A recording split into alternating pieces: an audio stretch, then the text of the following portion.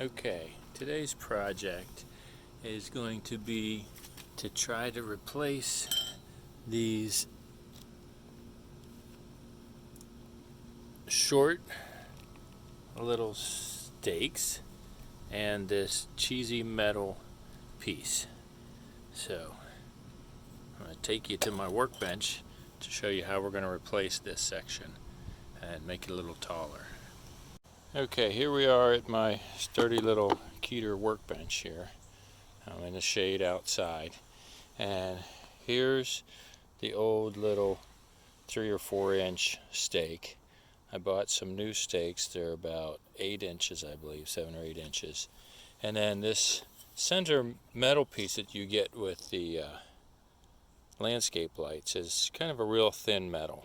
I mean, it's nice enough, but it's not real sturdy. And it's also more susceptible to the elements since it's metal. So what you see here is I'm going to replace it with a piece of PVC that I'm going to end up painting a hammered black to match the light. But one of the things you'll notice, you can't just take any. This is 3/4 inch, but it's schedule 40 PVC. And I have some other from a drain line, but you can see that this is 1120, and the inner wall is much thinner. So when you try to put one of these stakes in it, or the top end, it ends up it's too wobbly, so it's going to get a lot more of an angle on it. Unfortunately, though, the PVC ends up being a little too thick, and so what you have to do is you have to hollow out a little bit of the inside.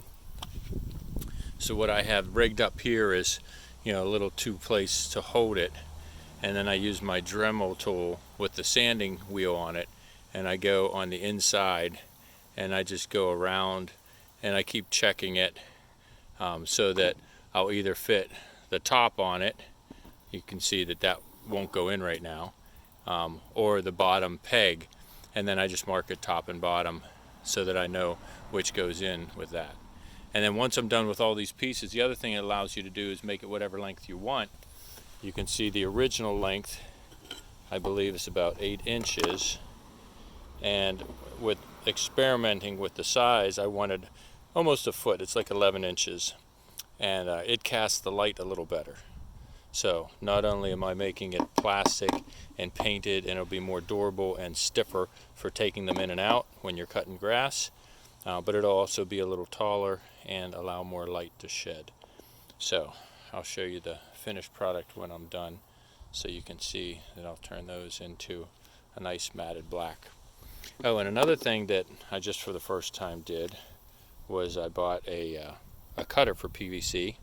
I used to go and use my hacksaw blade or my Sawzall, and these cutters are fabulous. This one will cut up to, I believe, 1.25 inches, and it's basically just a utility knife that ratchets and cuts right through it with an increased pressure, and it gives you a nice edge to start with. So that's all I've got for you. Okay, now I have these tubes here. I want to be able to paint them, but how are you going to paint them without holding on to it and getting paint all over yourself? So one of the things you can do is use wire. So you could take an old piece of wire that you have, and you can see that on this particular one there's a piece of wire sticking out. So you can take your pliers and hold on to that, and you should be able to pull it out without too much trouble, depending on how big your wire is. You can pull out the various pieces of wire. So now I have a piece of wire. It's harder to see because it's a black one. Then you get up to about, I'll show you an example. This is one that was already cut, so it's a piece of wire that's a little bit longer than the piece of pipe. So what you can do is bend that piece. You'll make sure it's still wider, and you can feed that through. That'll hold your piece of tubing, and you can hold it up like this, and you can spray paint it when you're done spray painting it.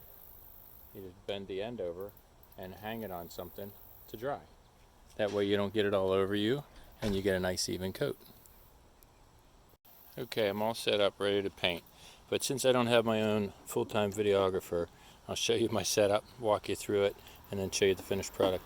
So here I have all those pieces of wire with a little loop in them. It's hard to see inside the tube, but there's a little loop so that when you hold them, they're going to be self-suspended and you're far enough away from any of the spray. And then I have a sheet just with a couple, this happens to be a fitted sheet, with a couple of long pieces of 4-foot board just to anchor it, and it's just out here against the bushes. So I will hold this up, I will spray paint it against that backdrop so I'm not painting the shrubs black, and then I will bring this in here. Again, you want to try to, once you're done painting, you want to keep it. Alright, I ran out of memory last time, but I had to offload from my camera. But basically, after I had the wire in this tube, I hung it up here inside to dry. And then once it was, and of course, you know, my garage isn't as climate controlled as my house, so after that I took it into the inside of the house where it's air conditioning and finished the drying process. Alright, I actually used this little upside down table as the frame here, and I hung all my pieces that were tacky, not completely dry, right here, and then I just pulled them all off, and so now you can see them all sitting here, all nicely dried. Little hair or two picking up from this mat. But the other thing that is noticeable is the bottom doesn't have any paint, but the top does.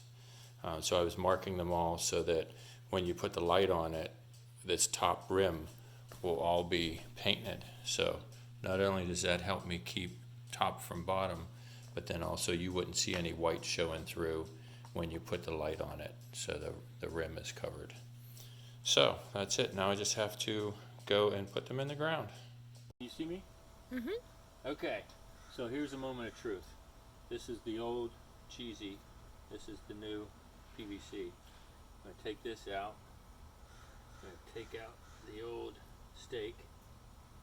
It's only 3 inches. Drive this guy in, rubber mallet.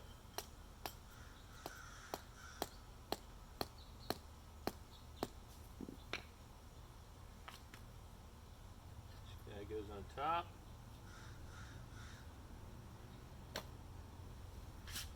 And there you go. A little bit taller, a little bit sturdier. Don't have to worry about it. Project complete. Okay, here's the final product. Now have taller, sturdier, more rust resistant tubes for the landscape. Now you can see the difference. The last one on the left, I ran out of PVC, so that one has the original. And on the right, and this one here closer, is the original, or the newer length.